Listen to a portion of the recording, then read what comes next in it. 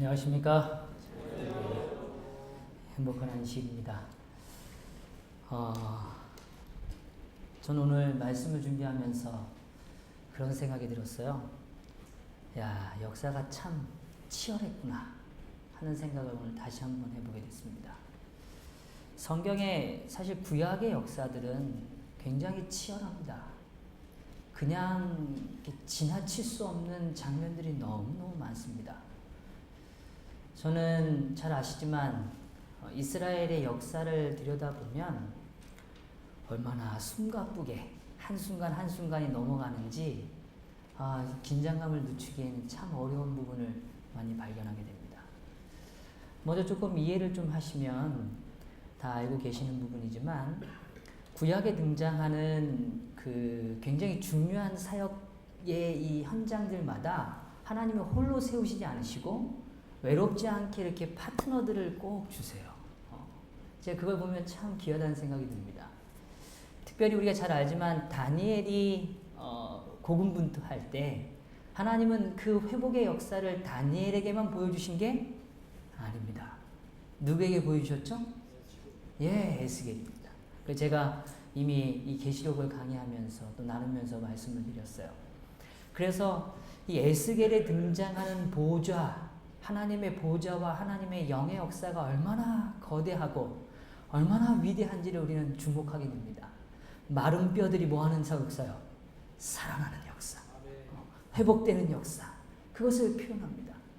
그리고 도저히 상상할 수 없는 것이지만 그들의 시야를 하늘을 여셔서 하나님의 보좌를 보여주시고 그 하나님의 보좌로부터 흘러나오는 그 영광의 찬양을 보여주시는 장면, 그것이 에스겔이 본 역사입니다.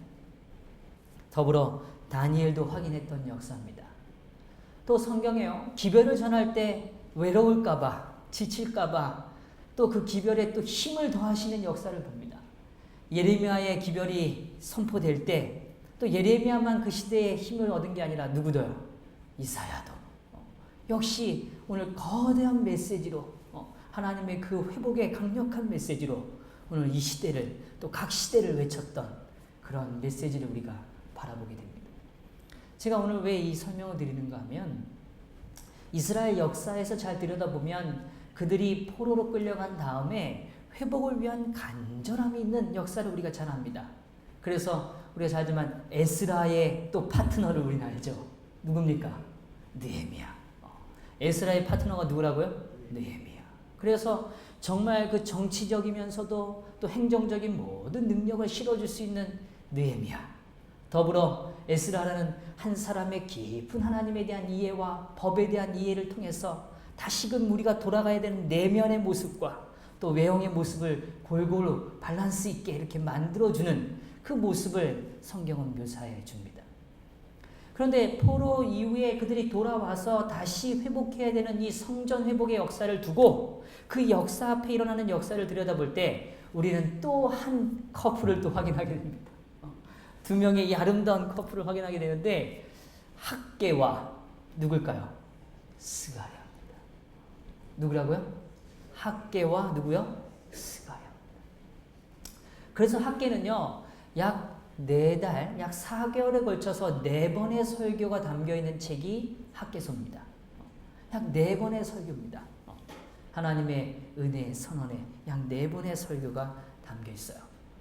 그런데 그 설교가 시작된 지 2달 만에 그 기별을 이어받아서 더 강력히 하나님의 뜻을 전했던 선지자의 역할을 감당했던 인물이 스가랴입니다. 누구라고요? 스가랴.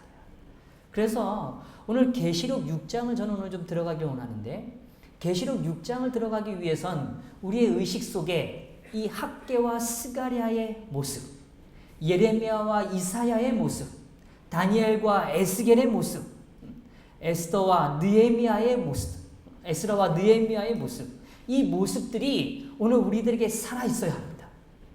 그래야지만 6장이 어떤 의미에서 지금 오늘 우리에게 다가오는지를 깨달을 수 있어요. 그런데 오늘 이 각 시대마다 지금 제가 말씀드렸던 이 결정적인 이런 하나님의 역사의 영의 역사가 충만해지는 그 지점마다 하나님이 메시지를 주실 때는 한 가지 분명한 시선이 있습니다.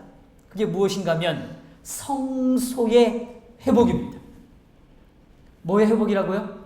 성소의 회복입니다. 성소의 회복입니다. 오늘 이것이 성경을 흐르고 있는 가장 중요한 주제입니다. 하나님의 전이 회복되는 것입니다. 하나님과 함께하는 기도의 능력이 회복되는 것입니다. 하나님의 말씀의 능력이 내 삶을 새롭게 하는 것입니다. 그 성소의 회복을 위하여 각 시대마다 매 때마다 완전히 무너져서 더 이상 희망이 없어 보이는 그 다니엘의 시대일지라도 하나님은 뭐 하세요? 다니엘과 에스겔을 통해서 뭐 하십니까? 성소를 보여주십니다. 그들이 분명히 떠나가 있고 그 눈에 보이는 성소는 상실했지만 오늘 그들의 마음속에 회복되어야 되는 가장 아름다운 장소, 가장 거룩한 장소의 회복을 꿈꾸는 그 역사를 성경은 묘사해 주는 것입니다. 그래서 오늘 또 우리 잘하지만 느헤미야와 에스더도 역시 뭐에 대한 초점이에요? 성소의 회복입니다. 여전히 성소의 회복입니다. 또 그 다음에요. 학개와 누구도요? 스가랴. 학개와 누구도요? 스가랴도 여전히 뭐에 대한 초점이라고요? 성소의 회복에 대한 이야기입니다. 그런데 제가 어제 지난 시간에 설명을 좀 드렸어요. 그 설명의 내용의 주제는 무엇인가 하면 오늘 왕정시대를 살았을 때는 왕정시대 때는 성소가 눈에 보이는 성소가 온전히 있었습니까? 없었습니까? 굉장히 어려운 질문을 드렸어요. 왕정시대, 통일왕국 시대랑 남방유다 시대에 그들에게는 성소가 눈에 보이는 성소가 있었어요? 없었어요? 있었습니다. 있었습니다. 그런데 그 성소의 그 기능, 성소의 분명한 현존, 지금 그들의 시대 속에 존재하고 있음을 보았고 알았음에도 불구하고 그들은 성소를 향하여 가지 않았던 역사들을 우리는 보게 되는 겁니다. 그 안 가는 역사라는 건 다른 게 아닙니다. 그들은 하나님의 율법을 존중하지 않았어요. 하나님이 오늘 자신들을 향하여 선언하시는 말씀이 오늘 자신의 생각보다 먼저 그 자리를 할 수 없게 자신의 생각이 먼저 자리하고 있는 것입니다. 그래서 제가 말씀드렸지만 오늘 그 잘 아시는 여호야김, 그 다음에 시드기야까지 이르는 그 역사의 왕조들은 다른 게 아닙니다. 분명히 하나님은 그들이 어떻게 해야지 살 수 있는지를 말씀해 주셨어요. 근데 그 말씀을 뭐 하지 않아요? 받아들이지 않습니다. 오히려 자신에게 다가온 그 거룩한 말씀을 뭐예요? 잘라서 그거를 하나의 불쏘시개로 써버리는 그런 가장 불행한 언급들이 성경에는 등장하는 것입니다. 오늘 저는 먼저 하나 우리가 마음속에 새기길 원하는 주제가 있습니다. 우리의 마음의 성소가 꼭 회복되시기를 간절히 바랍니다. 간절히 바랍니다. 오늘 눈에 보이는 성소가 있기 때문에 어떻게 보면 더 우리의 마음의 성소를 회복하는 일이 쉬울 수 있지만 어떻게 보면 더 어려울 수 있어요. 그게 왕정시대의 특징입니다. 그들에겐 성소도 있었고 율법서도 있었지만 그 율법서를 꺼내 읽는 일이 그들에겐 익숙하지 않았어요. 그 일을 그들은 선택하지 않은 것입니다.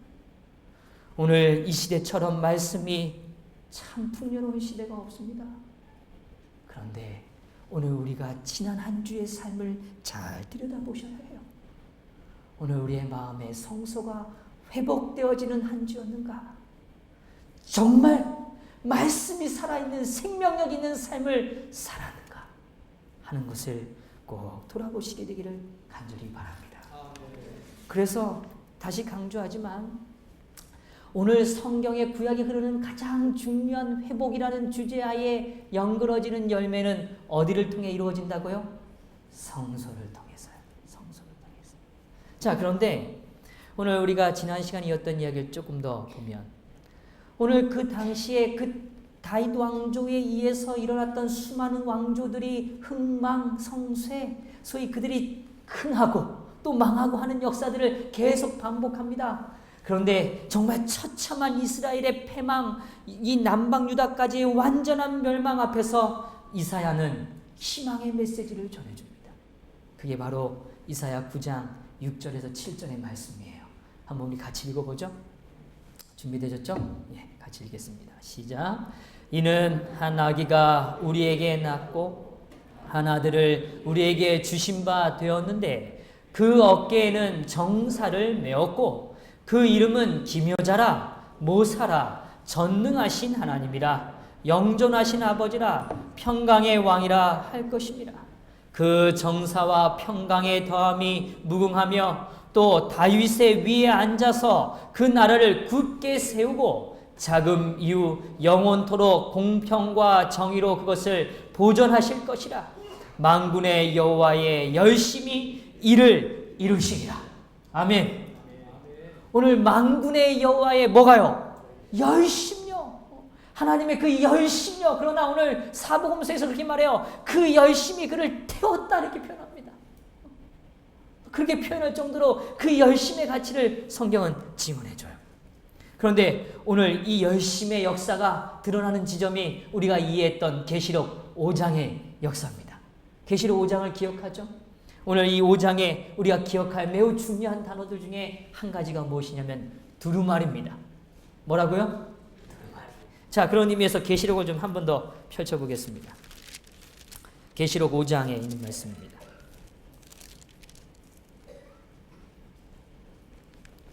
계시록 5장 제가 8절에 있는 말씀 7절부터의 말씀입니다. 그 어린 양이 나와서 보좌에 앉으신 이의 오른손에서 뭘 취하셨어요? 두루마리를 취하시니라. 그 두루마리를 취하심에 네 생물과 24장로들이 그 어린 양 앞에 엎드려 각각 검은 고와 향이 가득한 금 대접을 가졌으니 이 향은 뭐라고요? 성도의 기도들이라. 우리가 이 부분을 살폈습니다. 근데 제가 오늘 이 두루마리에 대해서 이제 조금 더 구체적으로 설명을 드리려고 합니다. 이 두루마리에 대한 좀 여러 해석이 좀 가려지지만 그러나 분명한 이 해석의 세 가지를 좀 좁혀볼 수 있습니다. 첫 번째는 이 두루마리가 무엇인가에 대하여 이야기할 땐 두루마리는 인류의 역사와 구속의 경륜에 대한 예언적 역사서이다라는 측면입니다. 이 얘기가 조금 어렵게 느껴질 수 있는데요. 핵심은 이겁니다. 지금까지 등장하는 이 인류 역사의 선악의 대쟁투에 있었던 모든 역사들, 그 모든 역사에 하나님의 인도하심과 그걸 거부했던 모든 기록들, 그래서 승리의 흔적과 또 실패의 흔적들이 다 담겨있는 마치 판도라의 상자처럼 말이죠. 모든 진실이 다 담겨있는 그것이 뭐예요? 바로 이 두루마리라는 것입니다. 그래서 인간이 그것을 지울 수 없고 인간이 감히 그것을 달리 말할 수 없는 완전한 이야기, 온전한 진실이 담겨있는 책, 그 역사의 완전한 현현이 담겨있는 그것을 뭐라고 표현한다고요? 두루마리로 이해한다는 것입니다. 제가 오늘도 차를 먹어 교회를 오는데 전 가끔 이렇게 지나다니다가요, 이게 현수막이 붙어있는 걸 보면 좀 이게 마음이 아픈 현수막이 있습니다. 뭐 다 아실 겁니다. 이게 뭐냐면 사고를 목격하시는 분은 전화를 좀 주십시오. 그겁니다. 제가 그걸 보면요, 이런 생각이 들어요. 얼마나 마음이 답답할까 하는 생각이 들어요. 진짜 내가 믿었던 나의 남편, 혹은 나의 아내, 혹은 나의 자녀, 혹은 나의 부모. 그런데 분명히 그렇게 하지 않았을 것 같은데 혹 상황이 그런 걸로 인해서 그 진리가 진실이 밝혀지지 않을 때 오는 그 막막함, 그 두려움, 또 그 고통, 이런 것들을 좀 그 짧은 현수막에 문구지만 저는 그 문구 속에서 좀 느끼게 됩니다. 특별히 거기에요, 그냥 사고를 목격하신 분 이렇게 표현하지 않고요, 사망사고를 목격하신 분, 이럴 때는요 정말 가슴이 좀 철렁해요. 왜냐하면 그 현장에 있었던, 자신을 변호할 수 있는, 자신이 본 걸 말할 수 있는 그 사람이 뭐예요? 생명이 끝났거든요. 그러니 뭘로 그걸 다 설명하겠습니까? 사실 오늘 인류의 무수히 많은 이야기들이 오늘 우리의 삶 속에 사실은 가려져 있는 이야기들이 얼마나 많겠습니까? 그런데 오늘 우리의 답답함, 절망, 그 모든 것들이 다 담겨있는, 그래서 누구 하나 변명할 수 없는 완전한 기록의 보관이 바로 어디예요? 이 두루마리에 있다고 보는 것입니다. 그래서 하나님께서 그들을 사랑하셔서 이 구속의 경륜을 이루시기 위해서 어떠한 역사들을 선언하시고 이루어 가셨는지를 아주 자세하게 분명하게 담겨있는 책이 바로 뭐예요? 이 진실의 책. 정말 그 모든 진실이 담겨있는 책. 그 책이 뭐예요? 두루마리라고 보는 것입니다. 그래서 말이죠. 전 이런 생각해요. 우리가 만약이 아니죠. 다 그럴 거라고 생각합니다. 재림의 때에 하늘에 올라가서 천년기를 누리잖아요. 그때 펼쳐진 두루마리는 다른 게 아닐 것입니다.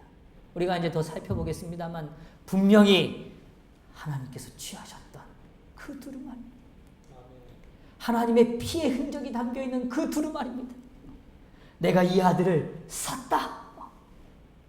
그런데 끝까지 하나님을 거부했던 사람이 있다면 그의 흔적을 우리가 지켜볼 때 얼마나 마음이 아플까 하는 생각을 또한 좀 가지게 됩니다. 사실 우리는 우리의 생각과 기록이 감춰지거나 없어질 거라는 생각을 할지도 몰라요. 그러나 결코 그렇지 않습니다.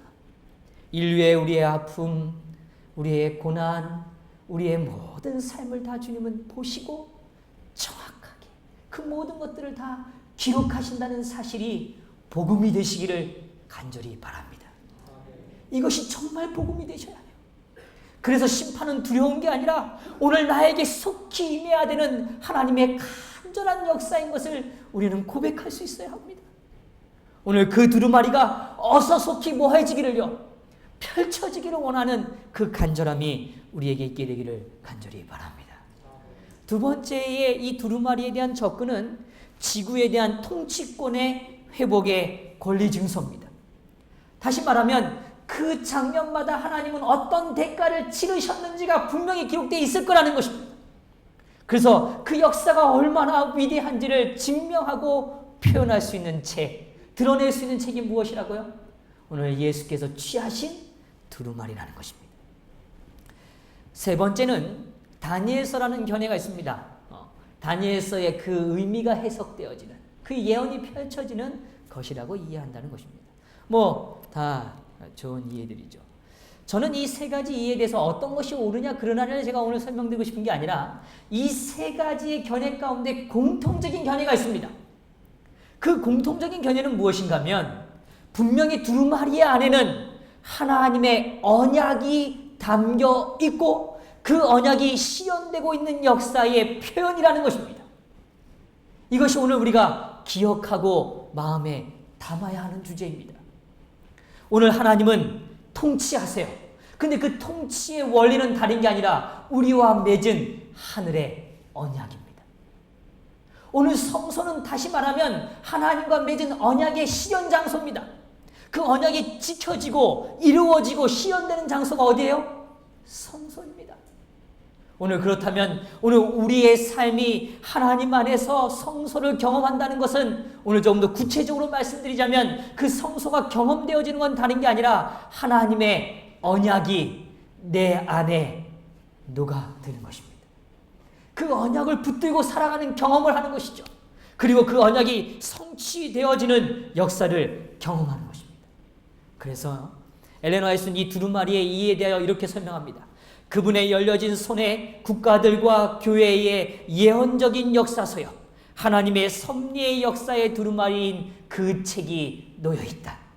거기에는 하나님의 뭐예요? 말씀. 거기에 뭐가 있다고요? 하나님의 말씀. 그분의 또 뭐예요? 권위. 그분의 뭐예요? 명령. 그리고 그게 뭐예요? 그분의 율법. 영원하신 분의 상징적인 모든 조언들, 그리고 국가를 통치하시는 모든 권세의 역사가 담겨져 있었다. 상징적인 언어로 지구 역사의 시작부터 그 역사의 끝까지의 각 나라와 족속과 방언의 역량을 그 두루마리에 포함시켰다. 이 두루마리는 안팎으로 기록되었다고 요한은 말한다. 오늘 꼭 기억하셔야 합니다. 오늘 우리가 이 두루마리의 역사의 한 부분이 되셔야 해요. 아니요, 모든 사람들은 그 두루마리의 한 부분들을 채워갈 것입니다. 그러나 오늘 우리가 하나님의 언약의 성취의 한 부분으로 꼭 기록되어지시게 되기를 간절히 바랍니다. 그래서 오늘 우리의 삶이 하나님의 통치가 실현되는 곳, 오늘 하나님의 말씀에 순종함으로 하나님의 가장 위대한 선언의 그 사랑의 진리가 우리의 삶에 실현되는 역사, 그리하여 모든 허물을 덮을 수 있는 하나님의 그 넉넉한 사랑이 우리를 변화시키는 역사, 그것이 오늘 우리에게 꼭 실현되시게 되기를 간절히 바랍니다. 그래서요, 오늘 빌라도의 행적에 대한 부분에서도 신물교훈은 이렇게 말합니다. 저들의 선택은 요한이 보좌에 앉으신 분의 손에 있는 것을 본 아무도 열 수 없는 그 책에 기록되었다.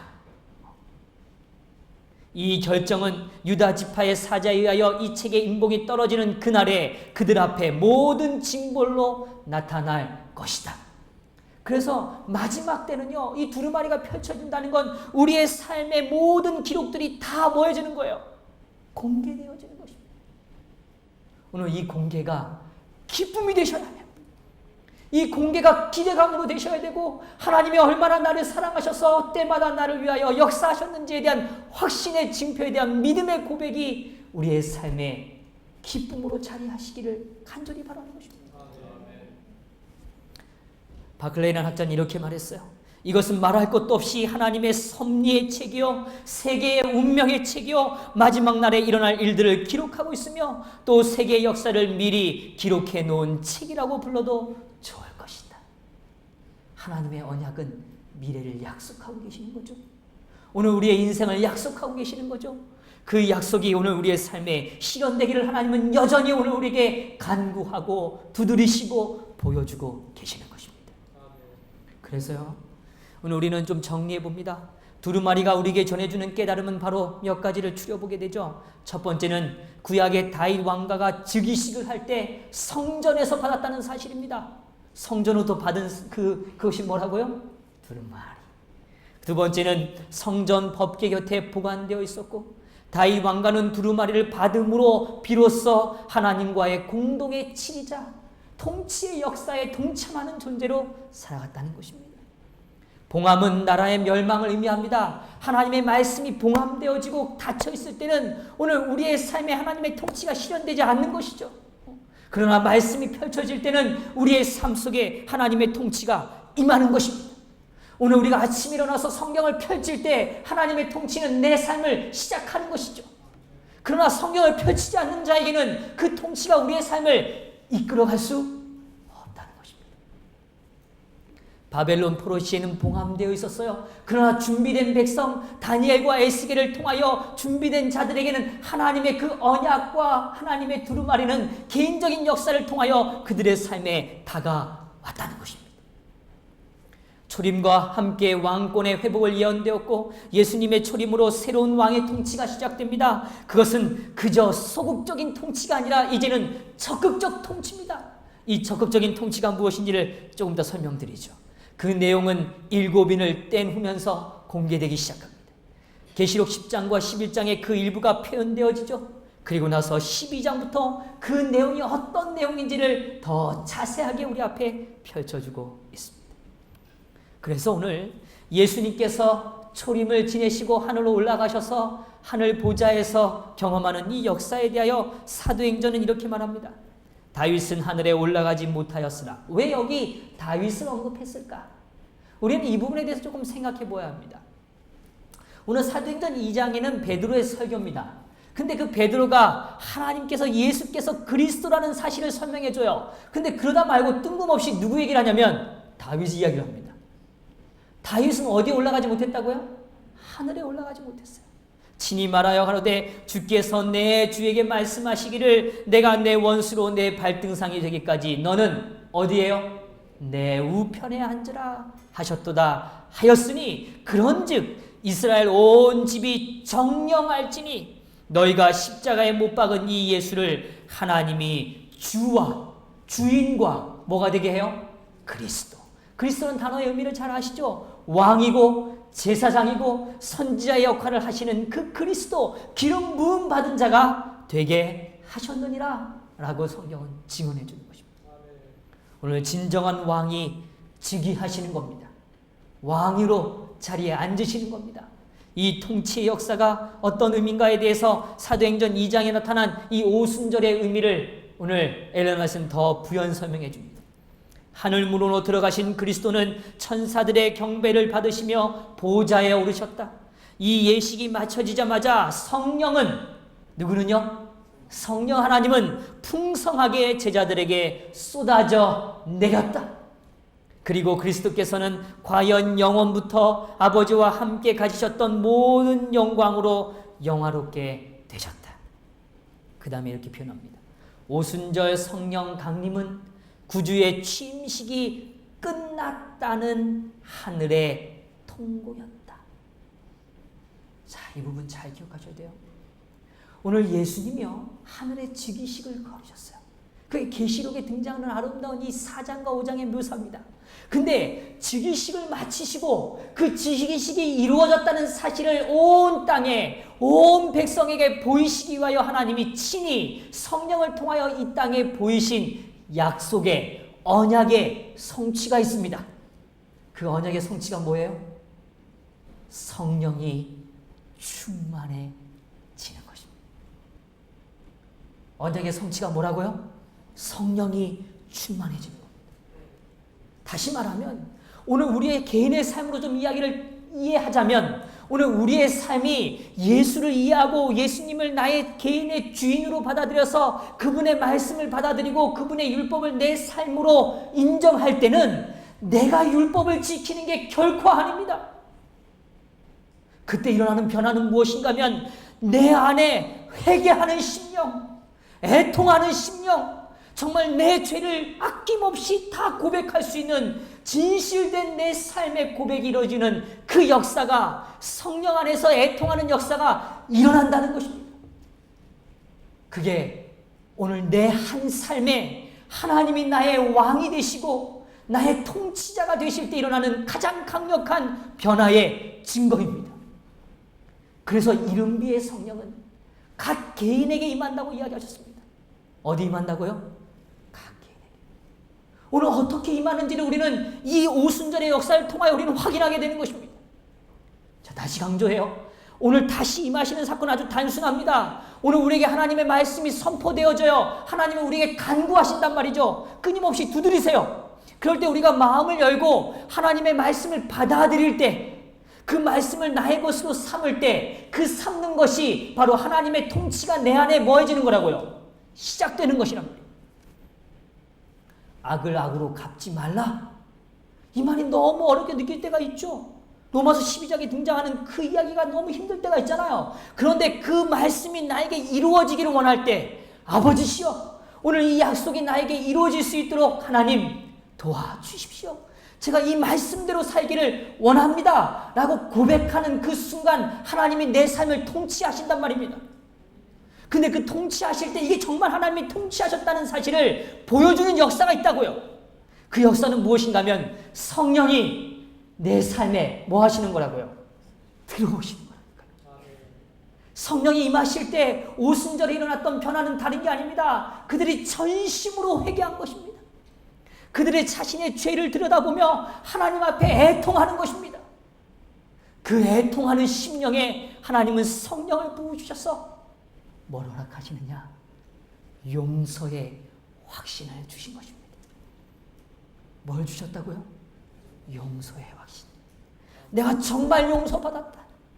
내가 정말 하나님 앞에 구원받을 수 없는 존재인데 나 같은 이런 존재를 하나님이 이렇게 사랑하시고 이렇게 회복하시는구나. 나에게 오늘도 다시 살라 하시는구나. 나에게 오늘 다시 능력을 부여하시는구나 라고 고백하게 된다는 것입니다. 생각해 보세요. 그 오순절에 그 성령의 충만함이 있은 이후에 가장 먼저 설교단상에 오른 인물이 누구냐면 베드로입니다. 누구라고요? 베드로요. 아니 좀 잘 생각해 보시라고요. 베드로가 그 설교단상에 오르면 우리 같으면 어떻게 하겠습니까? 잠깐만요. 지금 당신이 한 일은 알고 있습니까? 그냥 내려오세요. 아마 오늘 우리의 마음 같으면 베드로의 선언은 없었을지 모릅니다.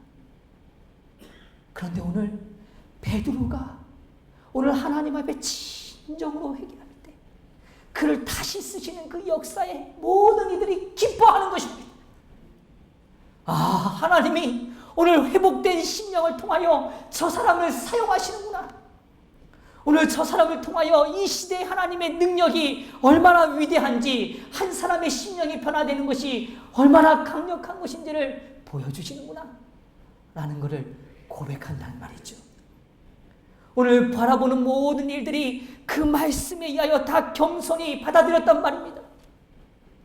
그것이 바로 하나님이 내 삶의 주인이 되실 때, 내 삶의 진짜 통치의 주인이 되실 때 일어나는 하나님의 약속의 성취인 것입니다.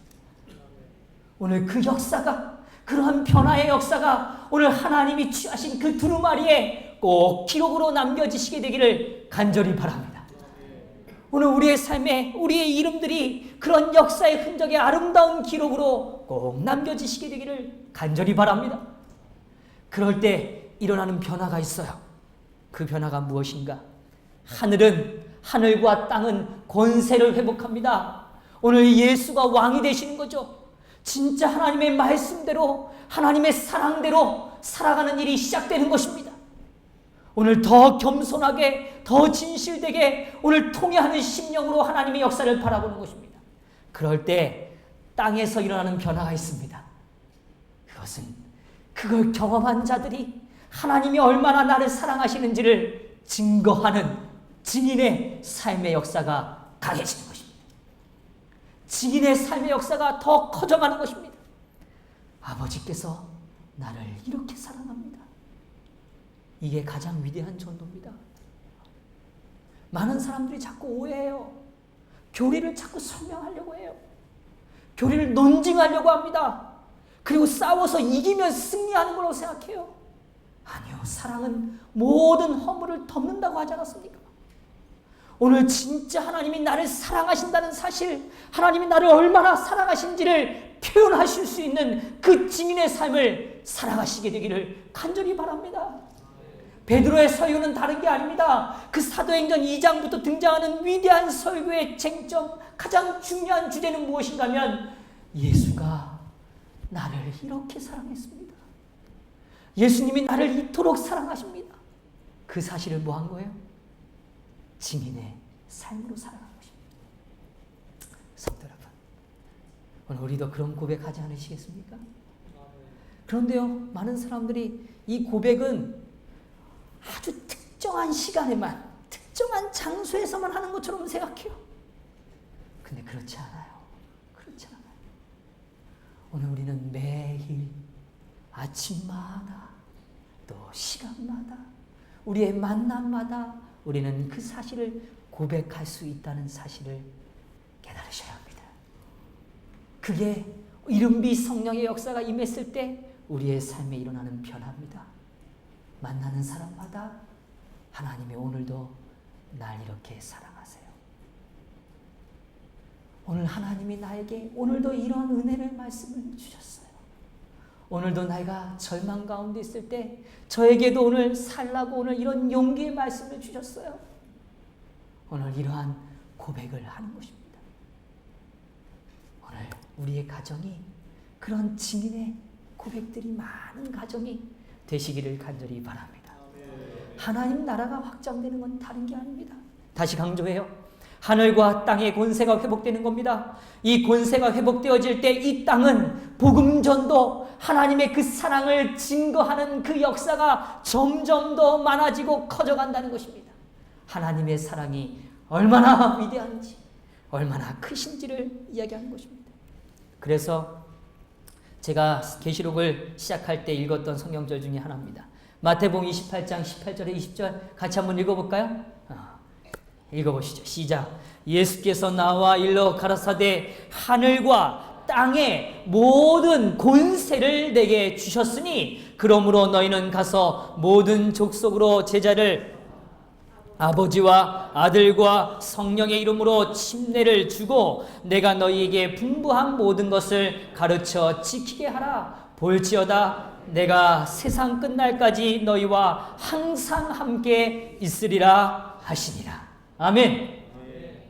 그래서요, 제자를 삼는 건 다른 이야기가 아닙니다. 하나님이 나랑 어떻게 함께 하시는지를 말하실 수 있으시면 제자를 삼기 시작하는 겁니다.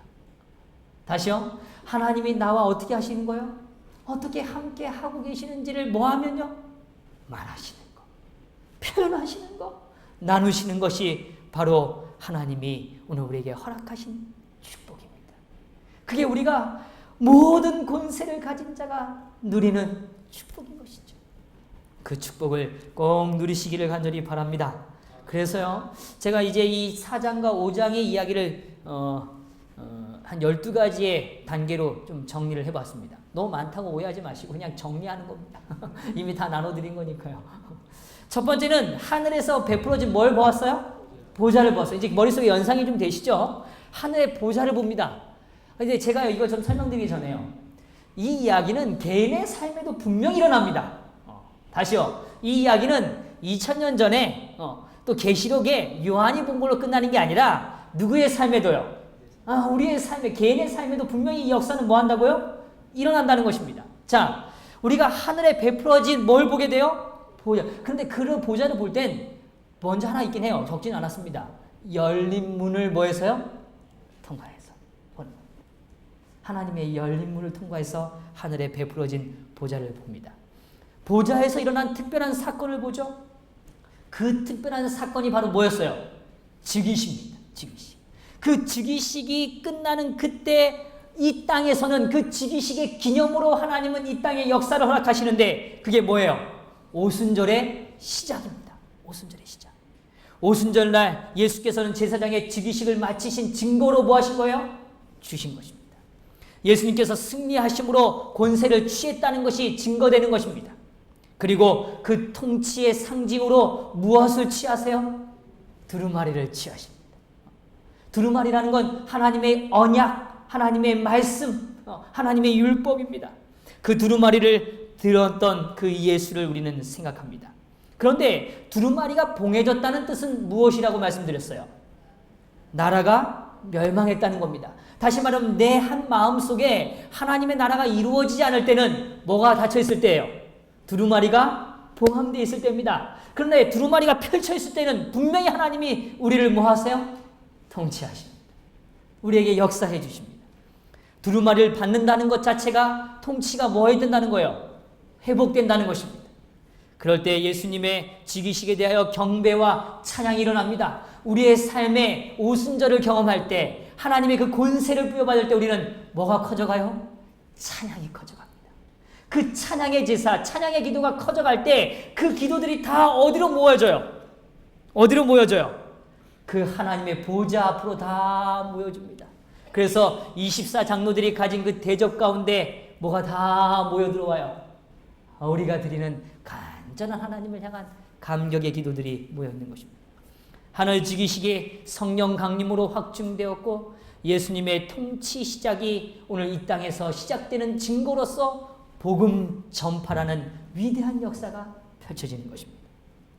그래서 두루마리에 이제 인을 떼시는 역사를 시작하십니다. 그 인을 떼는 역사가 이제부터 계시록 6장에 등장하는 역사입니다. 계시록 6장의 역사가 무엇이라고요? 인을 떼는 사건입니다. 인을 떼는 사건. 자, 이제 그 인을 떼는 이야기를 조금 설명드리려고 합니다. 이 계시록의 독특한 구조는 도약판 구조, 디딤발 구조라는 걸 설명드렸습니다. 좀 복습하죠. 이 디딤발 구조의 가장 중요한 성경절, 우리가 3장에 언급된 성경절을 기억하시죠? 계시록 3장 21절입니다. 또 한번 읽어보죠. 말씀을 외우는 의미에서 한번 더 읽어보죠. 준비됐죠? 시작. 이기는 그에게는 내가 내 보좌에 함께 앉게 하여 주기를 내가 이기고 아버지 보좌에 함께 앉은 것과 같이 하리라 이렇게 표현합니다. 여기 두 가지 이야기를 분명히 하십니다. 이기는 그에게 라고 설명하는데 내 보좌에 뭐 하겠다고요? 함께 앉게 하겠다 하셨고 내가 이기고 아버지의 보좌에 뭐 한 것처럼요? 함께 앉은 것처럼 하겠다는 겁니다. 이 짧은 한 절이 사실은 4장부터 7장의 내용의 요약입니다. 그런데 4장과 7장은 어떻게 구성되어 있느냐? 다시 좀 설명드리면 4장과 5장은 예수님의 승리의 모습을 보여줍니다. 그래서 하나님의 보좌가 묘사된 건 4장, 그 보좌에 친히 두루마리를 취하셔서 하나님의 권세를 부여받으시는 그 모습이 묘사되는 것은 뭐예요? 5장의 모습입니다. 정리되셨죠? 자, 좀 어렵진 않죠? 여러 번 반복했으니까요. 다시요. 4장은 하나님의 뭐가 보이고요? 보좌가 보이고 5장에는 그 보좌에 친히 앉으심으로 그 두루마리를 뭐 하시는 것이요? 취하시는 예수님의 모습을 보여줍니다. 그걸로 인하여 경배하는 아름다운 찬양이 등장하죠.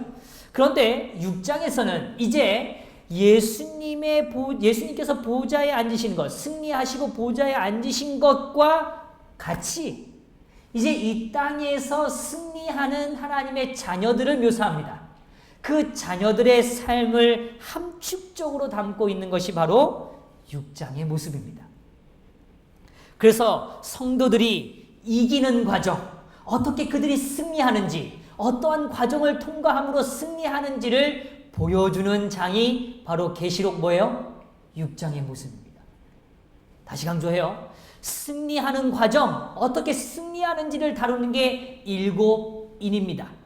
그 7인의 내용이 담겨 있는 것이 바로 계시록 6장의 모습입니다. 그리고 7장은 이제 보좌에 함께 앉는 장면입니다. 그래서요, 우리 샌드위치 만들어 보신 적 있죠? 버거라 말하면 좀 이상하니까요. 샌드위치 만들어 보실 때 샌드위치를 한쪽 면이 있으면 한쪽 면을 놓고 그 다음에 중요한 걸 넣은 다음에 다시 어떻게 해요? 한쪽 면을 딱 넣죠. 그래서 사실은 이게 교차되게 딱 만들잖아요. 딱 이해하시죠? 마치 그것처럼 4장은 보좌를 보여주고 7장도 보좌를 보여줍니다. 그런데 오늘 4장은 하나님이 머무시는 보좌를 강조하고 있다면 7장에서는 이제 마치 동일한 장면처럼 보이지만 거기에는 더 강조되는 부분이 있어요. 우리가 너무너무 좋아하는 표현 있죠. 14만 4천. 그 구원받은 무리들이 함께 서 있는 보좌를 보여줍니다. 근데 그 샌드위치 안에 그 엑기스, 핵심이 뭐냐? 예수님이 승리하신 것처럼 누구도요? 우리도 승리하는 과정이 담겨 있는 것이 계시록 몇 장의 이야기라고요? 6장의 사건이라고. 되셨어요? 그러니까 7인을 이제 우리가 이해하고 펼칠 때는 다른 관점이 아닙니다. 어떻게 승리하는가? 오늘 승리를 확정짓는 그 하나님의 방법과 하나님의 역사가 무엇인가? 라는 것을 뭐 하는 거예요? 확인하시는 거예요. 그게 바로 계시록 6장의 축복입니다. 자, 이제 제가 한 가지 이야기만 드리고 오늘 좀 마치죠. 그래서 계시록 6장에 대한 큰 그림을 좀 설명을 드리는데요. 이 6장의 사건을 좀 볼 때는요. 먼저 이 6장에요. 핵심이 무엇인가 하면 6장은 이 두루마리의 인을 떼는 과정입니다. 그런데 이 인을 떼는 건 백성이 승리하는 이 진행 과정을 묘사하는 거죠. 근데 이 진행 과정에 대한 이 묘사 속의 핵심은요. 1장과 3장까지의 이야기는 지상교회, 그러니까 소위 우리가 있는 7교회의 정황을 묘사하는데 4장과 5장은 이제 하늘의 장면이죠. 근데 6장에서는 거기와 연결되어진 이 땅의 역사입니다. 이 땅의 역사를 보여주는 겁니다. 중요한 건 이 땅에서 7인을 뗄 때마다 이 7인을 뗄 때마다 일어나는 역사는 복음이 더 증거되는 것입니다. 자, 이제 이것만 이해하시면 됩니다. 7인을 뗄 때마다 일어나는 하나님의 역사는 무엇인가 하면 복음이 점점 더 뭐해지는 거예요? 증거되는 것입니다. 다시 말하면 하나님의 인에 부합되는 자들이 누구인가가 더 선명해지는 것입니다. 그래서 승리가 더 분명해지는 것입니다. 어떠한 과정을 통하여 어떠한 일들 속에서 승리하는지가 표현된 것입니다. 이것이 바로 이 일곱인에 등장하는 가장 중요한 핵심입니다. 그런데 이 이야기의 본질은 하나님의 언약과 연관성이 있습니다. 뭐와 연관성이 있다고요? 하나님의 언약이요. 그런데 우리 성도님들 사실은 별로 유쾌하지 않을 이야기지만 제가 이 부분에 대한 설명은 다음 시간에 설명드리겠습니다만 미리 조금 프리뷰를 좀 미리 먼저 좀 예고편을 좀 설명드리면 이 언약은요 2가지의 결론을 향하여 늘 갑니다. 언약은 이렇게 멈춰 있지 않고요 2가지 길로 나눠집니다. 하나는 우리가 참 좋아하는 표현입니다. 축복입니다. 하나는 뭐라고요? 축복입니다. 그런데 또 하나는요 정말 별로 좋아하지 않으시는 표현이에요. 저주입니다. 뭐라고요? 저주입니다. 저주라는 단어 좋아하시는 분 계세요? 저주. 누가 너 저주받았어. 그러면 어떠시겠어요? 너 저주받았어. 이러면 어떠시겠어요? 유쾌하세요? 그런데 성경은요 분명히 말합니다. 하나님의 율법은 저주를 가져옵니다. 하나님의 율법은 축복을 가져옵니다. 그런데 이 축복과 저주가 오늘 분명하게 일곱인의 역사의 가장 중요한 과정으로 녹아 있습니다. 오늘 이것이 어떤 의미인지는 다음 시간에 제가 설명드리도록 하겠습니다. 중요한 건 오늘 이것만 꼭 기억하고 마치시죠. 하나님의 복음이 전파되어진다는 건 하나님이 원하시는 가장 중요한 승리의 역사라는 것입니다. 이것이 승리입니다. 그런데 그 복음이 확장되어지는 건 누구로부터요? 나로부터. 누구로부터요? 나로부터. 오늘 내 마음에 뭐가 바뀔 때요? 성소가 뭐해질 때요? 회복되어질 때. 하나님의 통치가 뭐해질 때요? 회복되어질 때. 그때 이 축복은 임한다는 것입니다. 그래서 오늘 이 역사를 꼭 기억하시고 다음 시간에 또 이야기를 나누도록 하겠습니다.